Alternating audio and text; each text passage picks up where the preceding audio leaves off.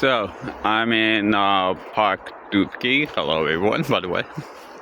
It's the bigger park. It's much bigger than the park right near my house. It's like 3.5 kilometers away from my house. So, it's an easy walk. And I come here when I have more time. Like, today's a Wednesday, but my first class isn't until like 4:30, so I have plenty of time to chill. It's around probably 11 right now. So it's a really nice place. It feels like walking through a real forest pretty much. There's a lot of paved streets, but right now I'm walking on a side street.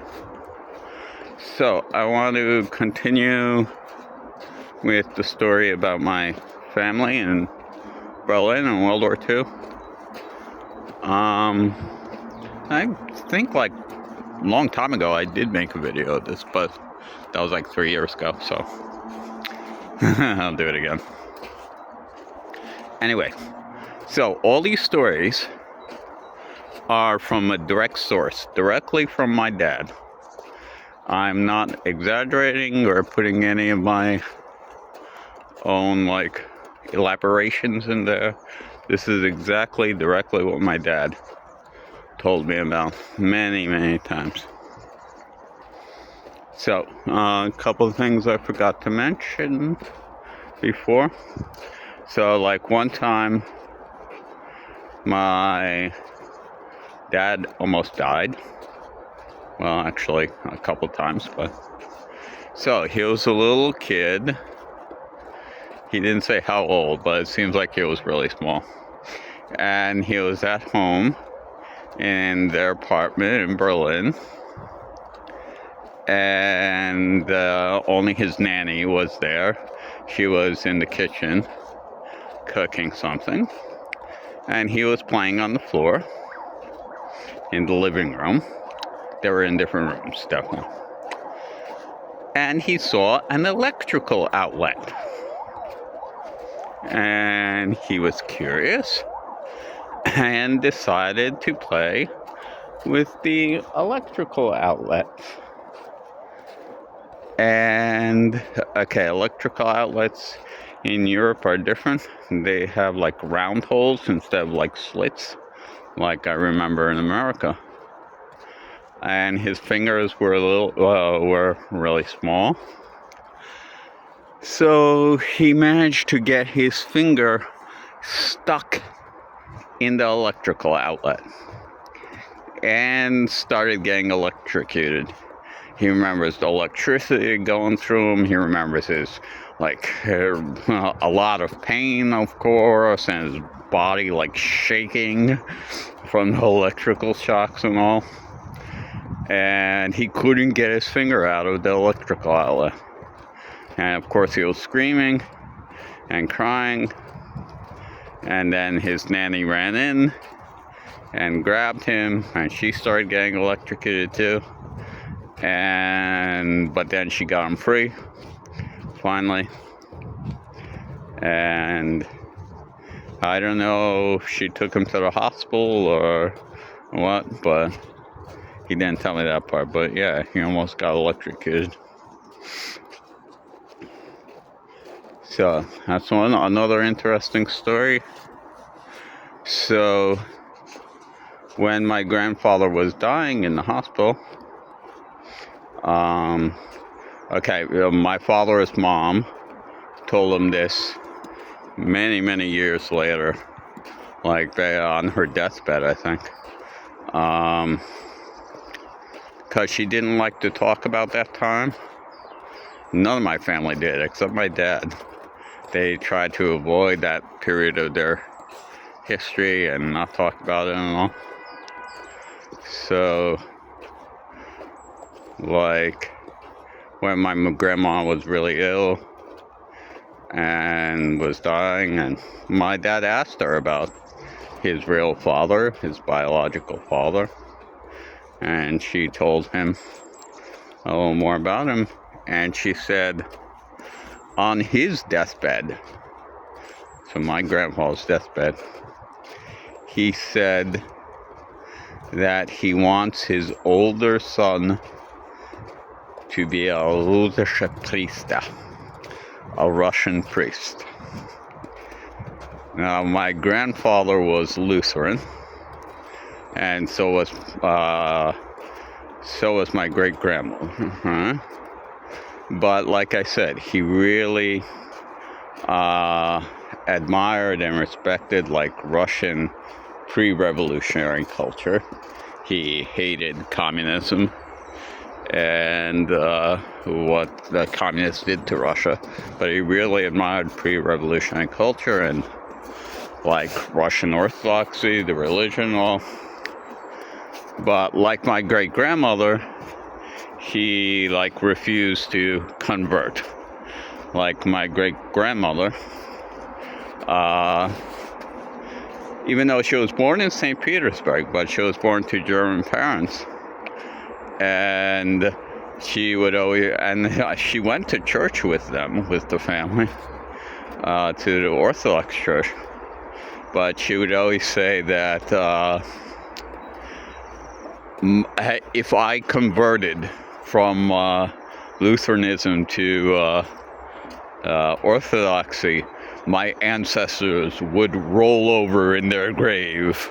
I can't do that to my ancestors. They would roll over to their grave if I convert.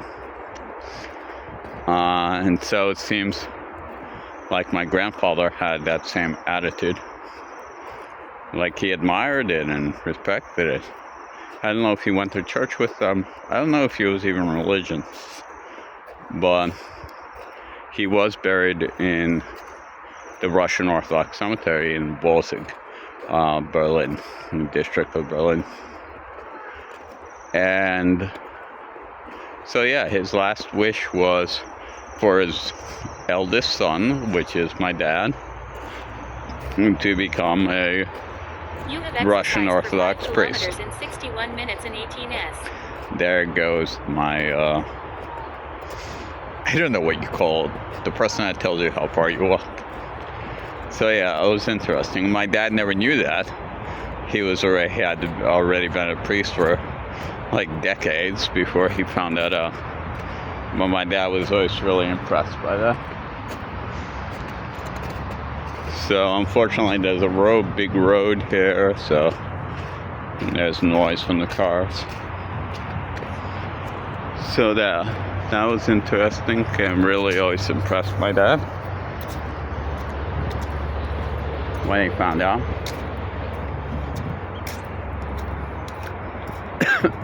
Sorry. So where I left off last time, so they're in their country house outside of Berlin when like my dad asked the Soviet occupying soldiers, it was right after the war, like for some food, and they followed him because he spoke Russian, and so they insisted that the family is Russian, and Stalin made an order that all like Russian immigrants have to be sent back to Russia, and Churchill and Roosevelt agreed to that. So it's like, we're coming back tomorrow and we're gonna deport you, right? So our family was really scared. Their mother, so my grandmother, wasn't involved at that time. Like, she was still in the city. She was still in Berlin. And in general in this story, like, the main character is besides the children, is my great-grandmother. So their grandmother, the German grandmother. And she was the one that took care of the children, and my dad never really talks about his mom in that period. It's always about his grandmother. So they were really worried. But then an order came from the Soviet occupying forces that everyone has to return to where they lived in Berlin. Anyone from Berlin has to return to their original address, right? So if you're living in the country, you have to return to your home in Berlin. And so the family returned to their apartment on Kniesebeckstrasse, right next to Kurfürstendamm, the most famous street in Berlin. And so they were like waiting to see what happened. And then they heard a knock on the door in the middle of the night. And some people are passing me right now. And they're going to probably think I'm weird because I'm talking in English. Okay, so then they heard a knock on the door in the middle of the night. And the kids were scared, right? And, okay, the friend of their father, his name was Alexander Fyodorov. And he came in with the mother, and like they told him, like, pack just a couple things, just some clothes, and we're leaving, right? In the middle of the night. And so it happens that Alexander Fyodorov, who is a friend of the family, and my grandfather's friend, good friend, who is a Russian immigrant, like he lived in Russia before the revolution and escaped, I think first to Poland and then to Germany. Anyway, he had arranged for them to escape out of Berlin and escape to West Germany. So they got their stuff together and snuck outside. And at this time, there was like martial law. So they were living in, was like Soviet-occupied Berlin at the time. And there was martial law. So basically, if you're outside at night after a certain hour, like it was early, I think like after 7 o'clock or something, you will be shot, no matter who you are. If you're outside, you'll be shot. Because that was also a time when there was resistance still, and like there was a movement called the WW2 of mainly Hitler Youth, but adults also that like were doing terrorist attacks against the occupying forces and stuff like that. A lot of Hitler Youth. I'm not sure if it was mainly, but yeah, I was concerned. Anyway, so there was martial law because there were resistance fighters. And so if they were caught leaving the house and being on the street in the middle of the night, they would have been just shot and killed, the whole family, because you know how Soviets are. They don't care if they kill children and stuff like that. So outside the building was a truck filled with hay and with like a tarp over the hay. And they told the kids to get inside the truck. The kids then, again, it was the grandmother, the so my great-grandmother, right? Not the mother. The mother was somewhere else already. I think she had already escaped. Yeah, it was the great-grandmother. That's how my dad tells the story. Yeah, definitely, because they only met up with their mother when they were in West Germany, right?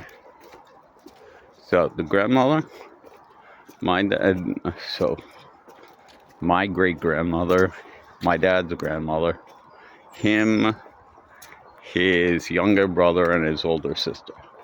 So Tamara and George. So they hid under the hay in the truck. And they started driving towards the border, I guess between East and West Germany or East and West Berlin. The way he tells it sounds like between East and West Germany. It wasn't like completely divided at that time, but They're like, different zones of occupation. So they get to the border, and like a Soviet border guard comes to the haystack there in the back of the truck and starts poking inside with his bayonet. And he realizes that there's people there, and he starts screaming out, "They're transporting traitors." He started screaming out in Russian, "They're transporting traitors. They're transporting traitors." And my father, who was, say, born 19, he was like 5 or 6 years old at the time, he heard machine gun fire. And then a body fell on top of him. And he felt warm blood gushing on his face. My dad felt warm blood gushing on his face. And then the truck just drove forward and broke through the barrier and escaped into Western Germany. So someone had shot the guard that was screaming about their transporting traitors, right? My dad said, like, the family theory, and my Uncle George also said that it was a fellow, like, Russian officer that was helping us, and he knew it was wrong to, like, send back, like, the Russian immigrants, or I don't know if he knew they were supposedly Russian, but anyway, the story in the family is that it was actually a Russian border guard that killed his fellow comrade to allow them to escape. I think probably more likely it was Alexander Fedorov, who became their stepfather. But yeah, someone was killed so that they could escape. I mean, yeah, he was definitely killed, but someone killed him so that they could escape. So they get across the border to freedom, basically.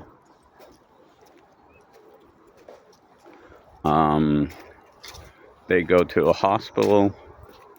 My dad was severely undernourished, like emaciated, right? So he had to stay in the hospital in West Germany, and they would try to feed him to help him gain weight. And they would give him a lot of bread with margarine, but he would feed it to the pigeons. He would, like, open the window to, like, the hospital room and put the bread out on the windowsill and feed it to the pigeons. He liked watching the pigeons instead of eating it for himself.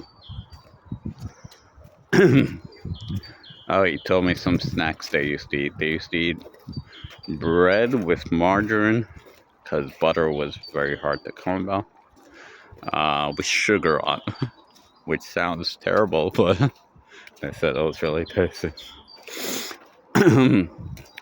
So yeah, then they wound up so at one point then they got reunited with their mother. And okay, not to say anything bad about her or whatever, but this is what my dad told me, because all this time they were with their grandmother, right? And my dad told me that when they met up with his mother, she was, like, really, like, emotionless. Like, she didn't run over and hug them or anything. She just, like, had no emotion. Maybe, I don't know, because of the devastation of the war and losing her husband, or I don't know. But in general, I heard she wasn't the type of person to, like, show her emotions. But yeah, my dad was like surprised about that.